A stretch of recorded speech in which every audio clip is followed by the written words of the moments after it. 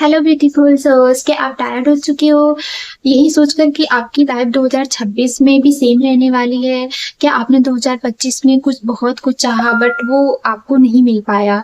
तो आपको लगता है कि नया साल आते ही सब कुछ ऑटोमेटिकली ठीक हो जाएगा? यही बिग मिस्टेक होता है। देखो, क्या आप वही पुरानी एनर्जी, वही पुराने दुख और वही पुरानी मिस्टेक्स लेकर नए साल में इंटर करोगे तो 2026 आपको सिर्फ 2025 का रिवाइंड वर्जन ही देगा।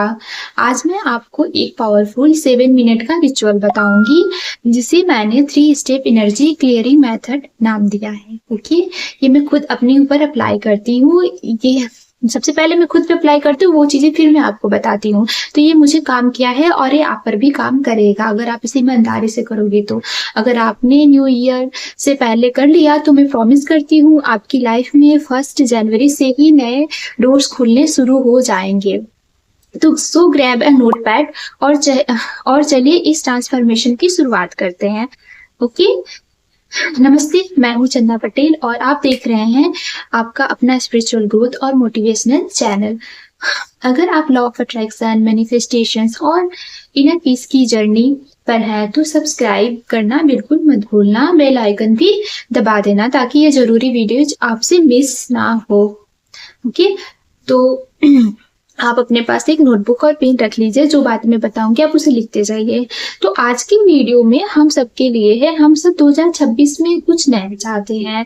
बेटर हेल्थ, ज्यादा पैसा और खुशियों से भरा रिलेशनशिप। बट यूनिवर्स को हमारा मैसेज क्लियर नहीं मिल रहा होता है। तो शुरू करते हैं हमारा एनर्जी क्लियरिंग रिचुअल। सबसे पहले हम अपनी एनर्जी को क्लींस करेंगे। तो हमारा पहला स्टेप ही यही है, द ग्रेटिट्यूड क्लींस। ओके, तो सबसे पहले हम 2025 को उसकी हर चीज के लिए शुक्रिया बोलेंगे। इसे मैं ग्रेटिट्यूड क्लींस कहती हूँ।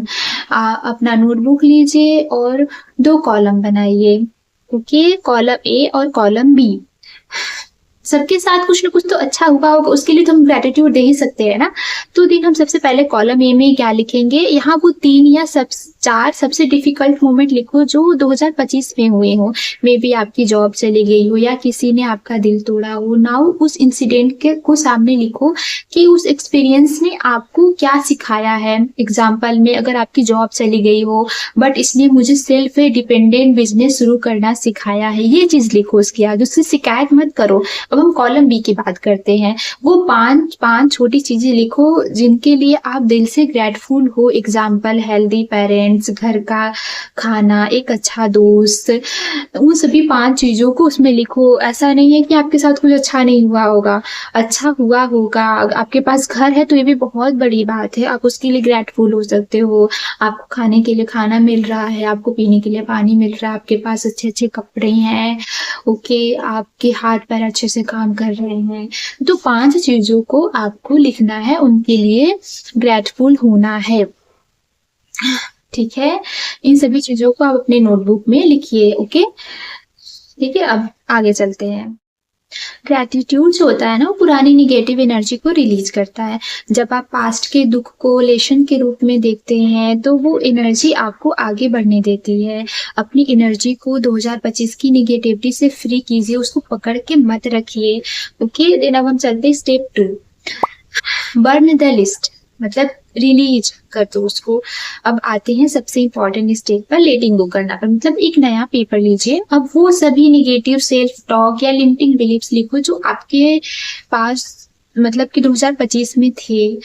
जैसे एग्जांपल, मेरे पास पैसे नहीं टिकते, मेरे साथ कुछ अच्छा नहीं होता है, या मुझे कोई अच्छी जॉब नहीं मिलती है। ये आपकी ओल्ड आइडेंटिटी है। ये लिस्ट लिखने के बाद इसे फिजिकली डिस्ट्रॉय कर दो।